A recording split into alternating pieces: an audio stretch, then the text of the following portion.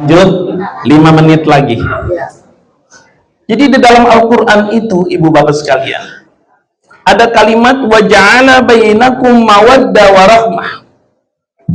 Ada seorang manusia dengan pasangannya ditaruh rasa cinta. Satu sama lain mereka sayang, satu sama lain mereka cinta. Tapi tidak sebatas cinta dan sayang, akan tetapi kata Allah mereka harus punya rahmah.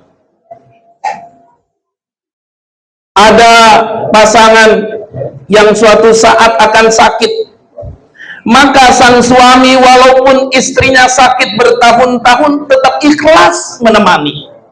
Mengapa? Karena ada rahmah, ada kasih sayang Allah subhanahu wa ta'ala yang membatasi hidupnya agar tidak lagi berganti kepada yang mencari yang lebih sehat.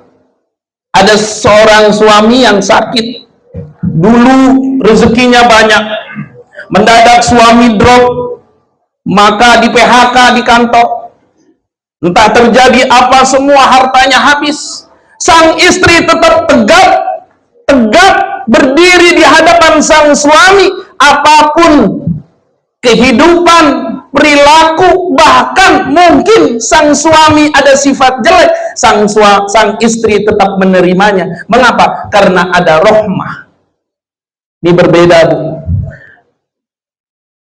Jenis kelamin berbeda, udah pasti. Sifat berbeda. Bicara berbeda. Kesukaan berbeda. Mungkin nanti kemarin-kemarin suka masakan yang pedas-pedas. Sekarang setiap disuruh masak oleh Usman, masakannya pedas terus. Padahal sang suami tidak suka pedas. Maka sang istri yang soleha harus mengikuti. Jangan kesukaan kita paksakan kepada sang suami, atau sebaliknya sang suami memaksakan kesukaannya kepada sang istri. Dulu waktu belum menikah, Usman sering pulang tengah malam, bergadang, bergaul, tidak ada henti-hentinya. Sekarang tidak boleh, walaupun Usman masih suka, dia harus mengerem, dia harus memfilter bahwa sekarang saya menjadi seorang suami, saya harus tepat pulangnya. Dulu gajiannya Usman kerja, berdagang, berbisnis, mungkin bisa makan sendiri, kenyang di luar. Sekarang sudah menjadi seorang suami, ingat, kita lapar tahan, kita makan, pulang berdua walaupun rezeki sedikit. Itu yang namanya warahmah. Rahmah tidak mengenal harta, tidak mengenal jabatan, tidak mengenal kecantikan, tidak mengenal ketampanan. Rahmah mengenal bagaimana dia mati husnul khatimah dan bertemu dengan istrinya di surga, bertemu suaminya di surga. Saya mau ajarin doa yang harus tiap malam kamu berdua laksanakan. Karena orang berumah tangga bagaikan berlayar penuh ombak, air begitu deras, angin begitu kencang, ujiannya yang tidak kuat, stres. Ada seseorang suami menghadapi istrinya stres sampai gila. Ada seorang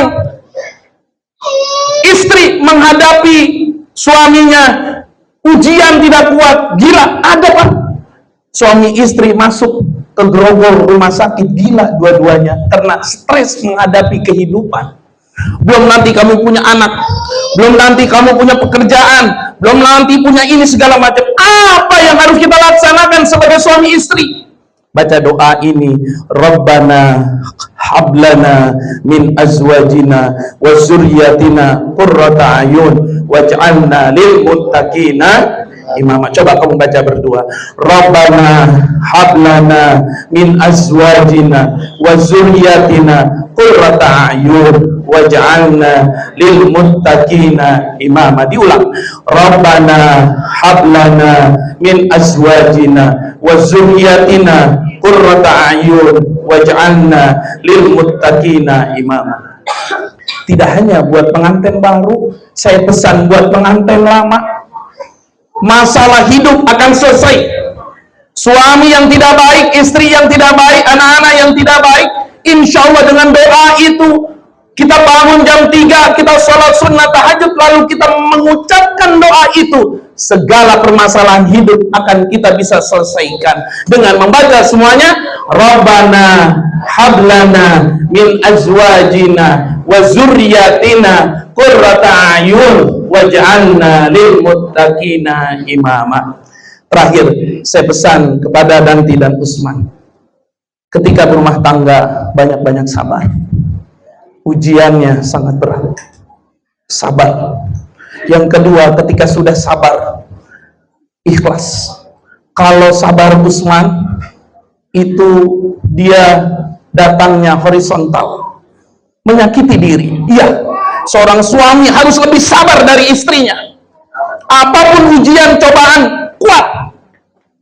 Walaupun badan kita sakit, pikiran kita stres, tidak kuat, tetap kita minta kepada Allah kesabaran sang suami. Nanti istri akan ngikut daripada kesabaran itu.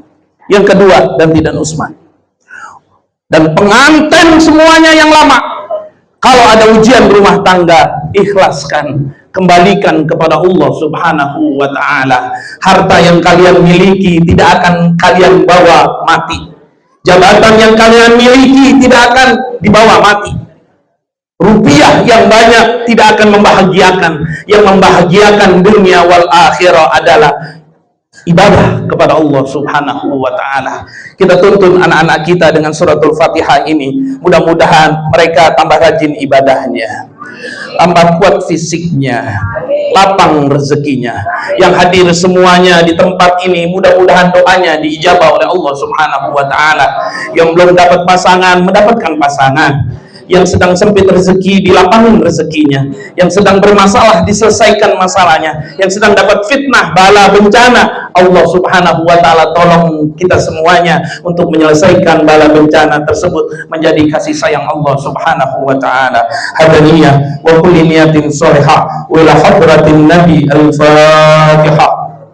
Bismillahirrahmanirrahim. Alhamdulillahi rabbil alamin wa rahmanir rahim wa yawmiddin.